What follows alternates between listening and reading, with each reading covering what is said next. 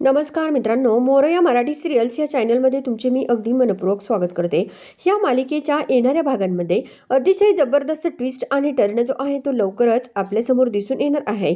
कारण मित्रांनो, जेव्हा आता ह्या स्वीटीने आपल्या अनुराधा ताईंना सांगितलेलं असतं की श्रावणीचं जे काही लग्न मोडलं आहे ते शुभूनी मोडलेलं आहे आणि हे सर्व ऐकताच आता या अनुराधा मॅडमला खूप मोठा धक्का बसलेला असतो.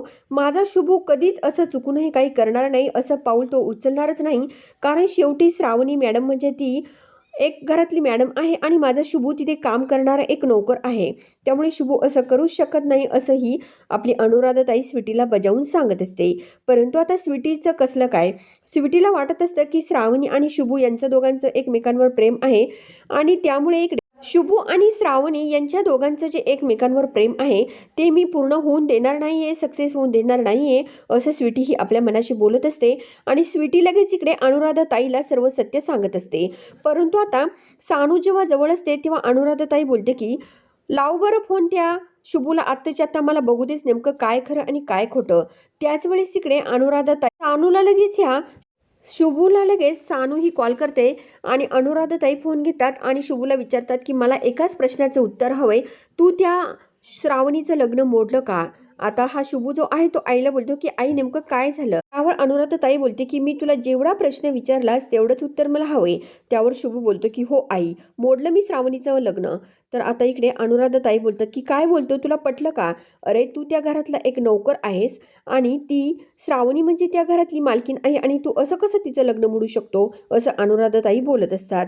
आणि त्याच वेळेस इकडे आता जेव्हा हा शुभू जो आहे त्याचा नेमकं मोबाईल स्विच ऑफ झालेला असतो आणि तेव्हा सानू ही सारखं सारखं कॉल करत असते. परंतु आता शुभू जो आहे त्याचा फोन बंद होतो. इकडे आता स्वीटी बोलते की बघा बघा, कळलं ना, आता ऐकलं ना कानाने काय म्हणाला शुभू, मोडलं की नाही लग्न, तुमचा माझ्यावरती विश्वास नव्हता ना, बघा काय झालं ते, असंही स्वीटी आता अनुराधा ताईंना सांगते.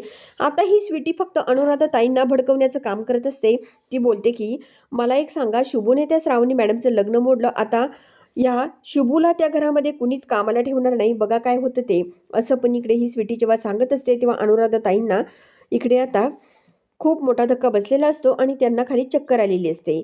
जेव्हा आता चक्कर येऊन त्या खाली पडतात तेव्हा इकडे सानू जी आहे ती आपल्या या अनुराधाताईंना पिण्यासाठी पाणी देते. दुसरीकडे आता श्रावणीची आहे ती शुभूचा फोन स्विच ऑफ असल्यामुळे इकडे ह्या आपल्या नेमका आता सानूच्या मोबाईलवरती कॉल करते. परंतु आता सानू ही आपल्या आईजवळ असल्यामुळे स्वीटी तो कॉल उचलते.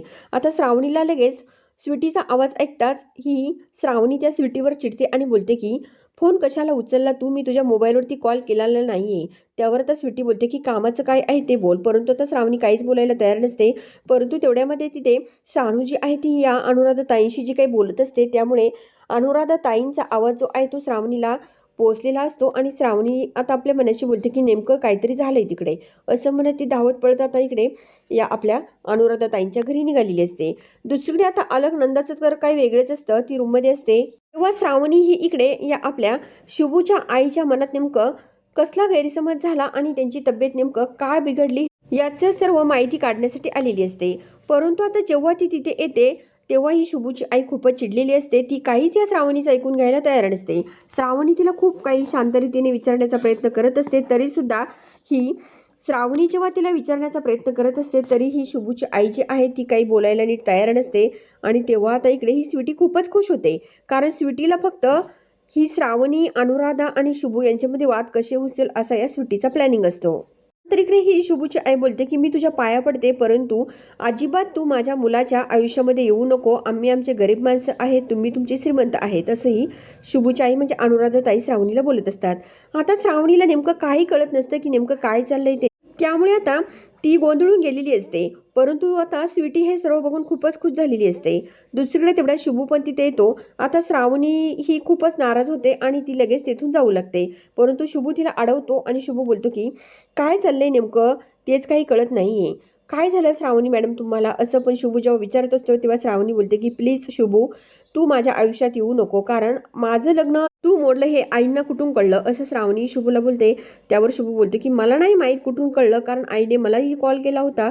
त्यावर तर श्रावणी बोलते की नक्कीच याच्या पाठीमागे कुणाचा तरी हात आहे, असंही श्रावणी शुभूला सांगत असते. इकडे आता विश्वंभरला वाटत असतं की श्रावणीचं एकदा लग्न लावून द्यावं, परंतु आता इथे तर वेगळंच घडणार असतं, कारण ही अलकनंदा जी आहे ती फक्त एकदा श्रावणीचं लग्न लावून दिलं की ही प्रॉपर्टी जी आहे ती आमची कशी होईल याचाच विचार करत असते. आणि हा मॅडी जो आहे तो जेव्हा इकडे ह्या अलकनंदाच्या रूममध्ये येतो तेव्हा अलकनंदा बोलते की तू अजिबात मला त्रास देऊ नको, मला आराम करू दे. असं पण इकडे ही आपली अलकनंदा बोलत असते. तेव्हा मॅडी बोलतो की आई तुला काय झालं नेमकं, परंतु आता काहीच हा मॅडीचं जे बोलणं आहे ते अलकनंदा काहीच ऐकायला तयार नसते. ती बोलते की तू जा तिकडे, असं पण ती म्हणत असते. आता मित्रांनो, ज्यावेळेस इकडे विश्वंभरला सर्व सत्य कळलेलं असतं तेव्हा आता ह्या आपल्या श्रावणीला मात्र खूप वाईट वाटलेलं असतं. कारण आता श्रावणी जेव्हा घरी आलेली असते ती खूप रडत असते आणि देवासमोर रडत असते आणि ती बोलते की काय माझ्या आयुष्यामध्ये असं एवढं दुःख का दिलं रे देवा, कशाला मला तू जन्म दिला. कारण एकतर मला आई नाही, बाप नाही, एकतर एक फक्त माझा शुभूच हा जवळचा मित्र आहे आणि त्याची आईसुद्धा आज मला अशी बोलली, का माझ्या वाट्याला एवढं दुःख रे देवा, असंही श्रावणी बोलत असते. तेवढ्यामध्ये तिथे अपर्णा येते आणि अपर्णा जी आहे, अपर्णा आता ह्या सर्व श्रावणीचं बोलणं ऐकते आणि ती बोलते की काय झालं नेमकं रडायला आणि श्रावणी एवढी का रडत होती, असं पण अपर्णाही बोलत असते. परंतु श्रावणी काहीच सांगायला तयार नसते. श्रावणी जी आहे ती फक्त आता आपल्या डोळ्यातलं पाणी जे आहे ते पुसत असते. तर आता प्रेक्षकांना नेमकं पुढे काय होणार हे बघणंसुद्धा तितकंच इंटरेस्टिंग असणार आहे. कारण आता विश्वंभर समोर ह्या अलकनंदाचा चेहरा तर लवकरच येणार आहे.